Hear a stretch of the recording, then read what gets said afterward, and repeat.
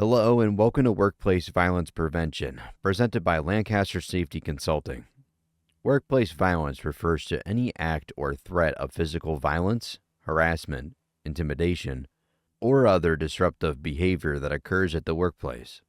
It can affect employees, clients, customers, or visitors and can manifest in various forms. Understanding and addressing workplace violence is crucial for maintaining a safe and productive work environment. A workplace violence prevention program is essential for fostering a safe, healthy, and productive environment while fulfilling legal obligations and protecting an organization's reputation and financial interest. In this presentation, we will look at various definitions associated with a workplace violence prevention program, types of workplace violence, workplace controls, inspections of the workplace, reporting and investigating incidents, emergency response, logging violence incidents, employee training requirements, and record keeping. It's important to note that workplace violence does not include lawful acts of self-defense or defense of others. The purpose of this workplace violence prevention program is to ensure the safety and well-being of all employees by identifying, preventing, and addressing incidents of workplace violence in accordance with the Labor Code 6401.9. On the 20th of September 2023, Governor Gavin Newsom signed into law Senate Bill number 553, also known as SB 553. This legislation is set to introduce significant changes for employers in California, mandating measures to prevent and respond to workplace violence.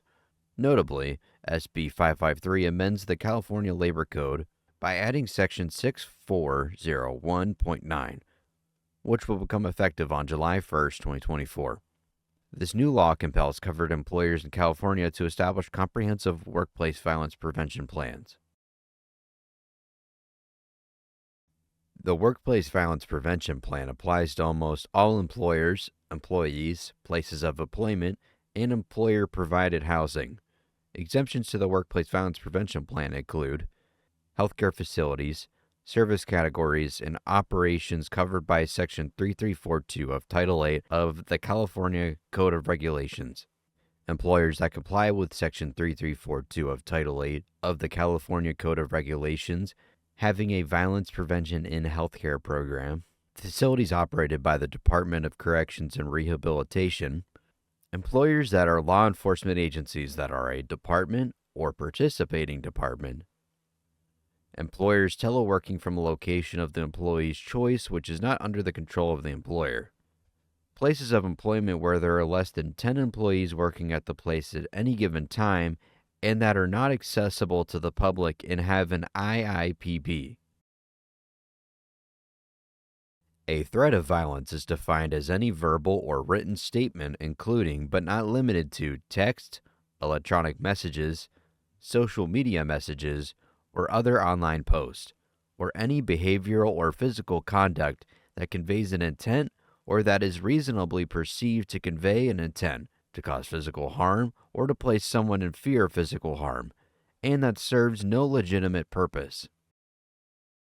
The following are 4 workplace violence types.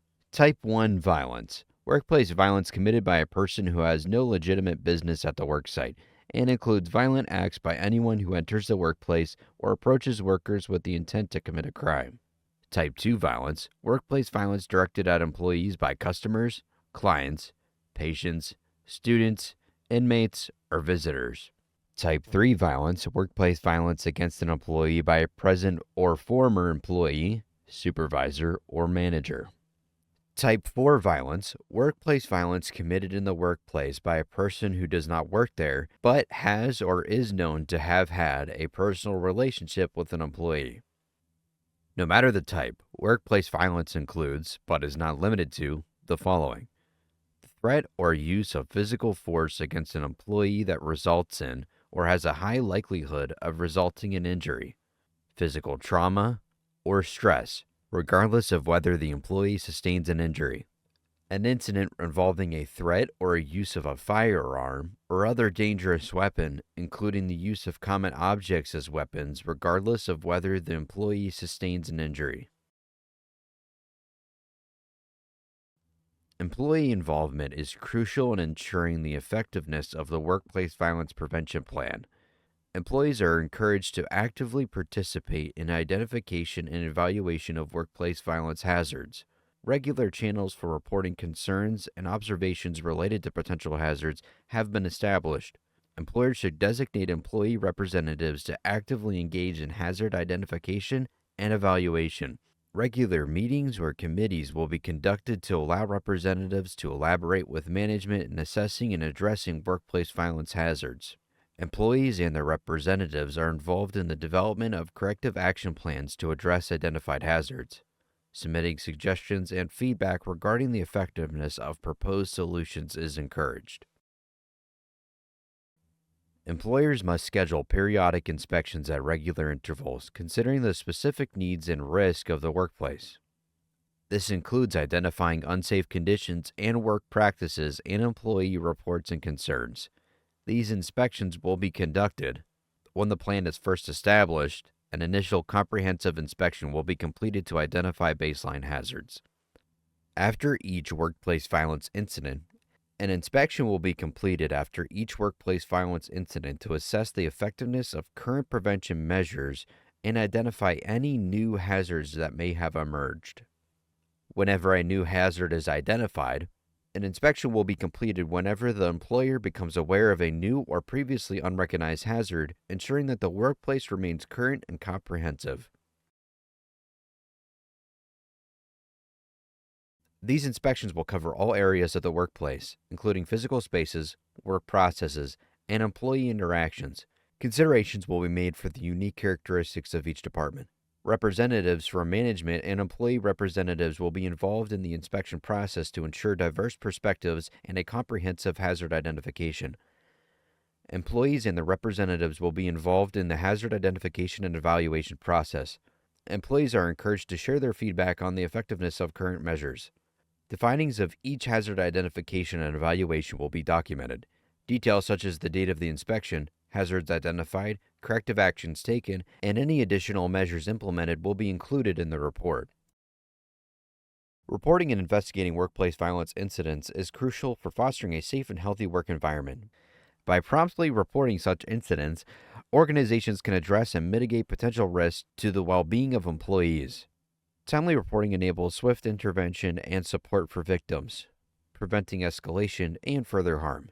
Additionally, a thorough investigation helps identify the root causes of violence, allowing employers to implement preventative measures and create a workplace culture that discourages such behavior.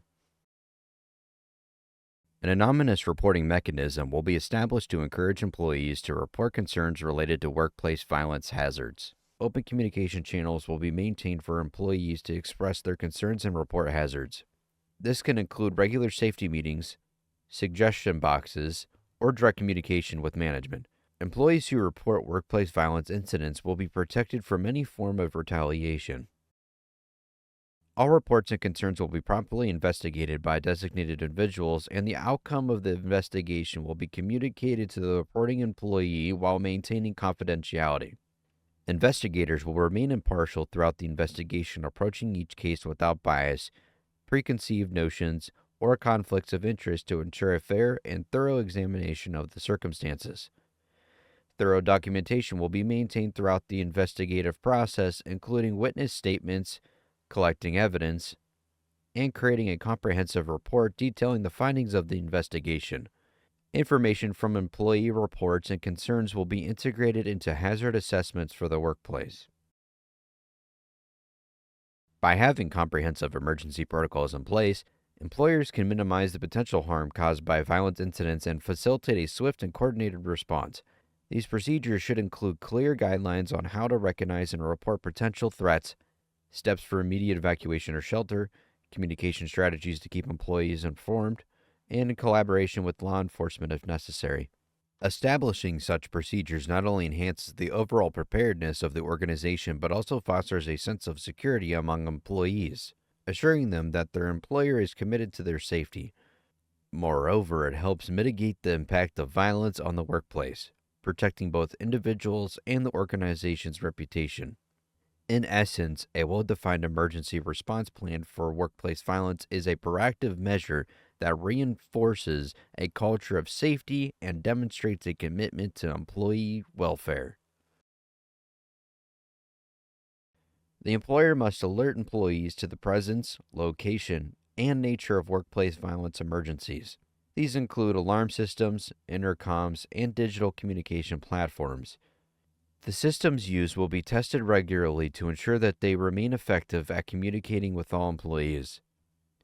Employees will be trained on various alert systems in place and the appropriate responses to different alerts.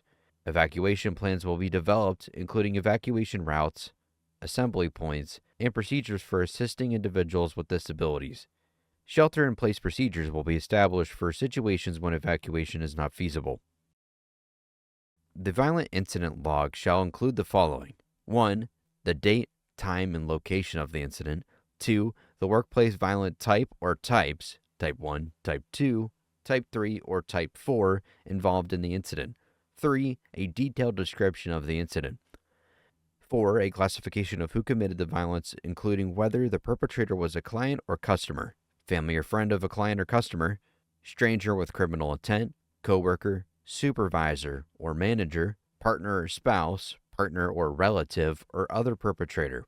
5. A classification of circumstances at the time of the incident, including but not limited to whether the employee was completing usual job duties, working in poorly lit areas, rushed, working during a low staffing level, isolated or alone, unable to get help or assistance, working in a community setting, or working in an unfamiliar or new location. 6. A classification of where the incident occurred, such as in the workplace, parking lot, or other area outside the workplace or other area.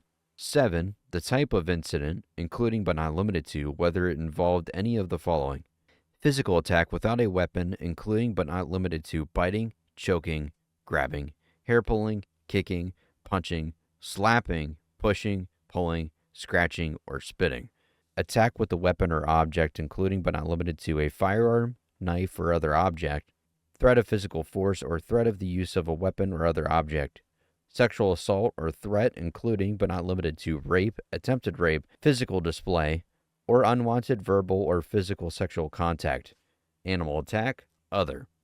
8. Consequences of the incident, including but not limited to whether security or law enforcement was contacted and their response, actions taken to protect employees from a continuing threat or from any other hazards identified as a result of the incident.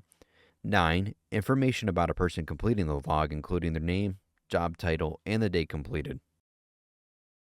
The following will be included in the training: the company's plan, how to obtain a copy of a plan at no cost, and how to participate in the development and implementation of the plan. The definitions and requirements of Labor Code 6401.9, how to report workplace violence incidents or concerns to the employer or law enforcement without fear of reprisal, workplace violence hazards specific to the employee's jobs, the corrective measures the employer has implemented, how to seek assistance to prevent or respond to violence, and strategies to avoid physical harm, the workplace violent incident log, and how to obtain copies of the following: workplace violence hazard identification, evaluation and correction, training records, and violent incident logs.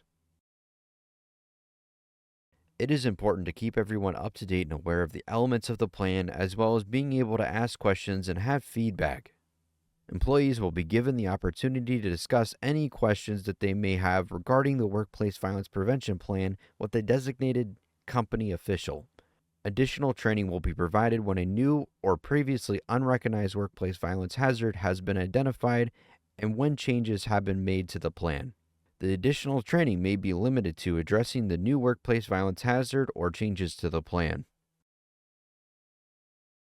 Records of workplace violence hazard identification, evaluation, and correction must be maintained for a minimum of 5 years. Training records will be created and maintained for a minimum of 1 year and must include the following: the date of the training, the contents or summary of the training session, the names and qualifications of the persons conducting the training, and the names and job titles of all the persons attending the training session. Violent incident logs will be maintained for a minimum of 5 years. Records of workplace violence incident investigations conducted will be maintained for a minimum of 5 years. No medical information shall be included in these records. The following records will be made available to employees and the representatives upon request and without cost, for examination and copying within 15 calendar days of a request: workplace violence hazard identification, evaluation and correction records, training records, and violent incident logs. All records required to be maintained under Labor Code 6401.9 will be made available to the division upon request for examination and copying. The program must be reviewed for effectiveness and accuracy at certain intervals as well.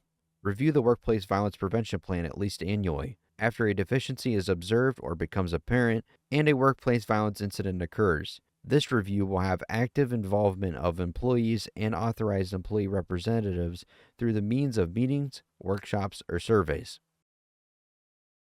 Remember, a workplace violence prevention program is a crucial component of any business as it helps safeguard the well-being and safety of all employees. Such programs are designed to identify and address potential threats, ranging from verbal abuse to physical harm, creating a secure and conducive work environment. By implementing preventative measures, businesses can mitigate the risk of violence, ensuring the mental and physical health of their workforce.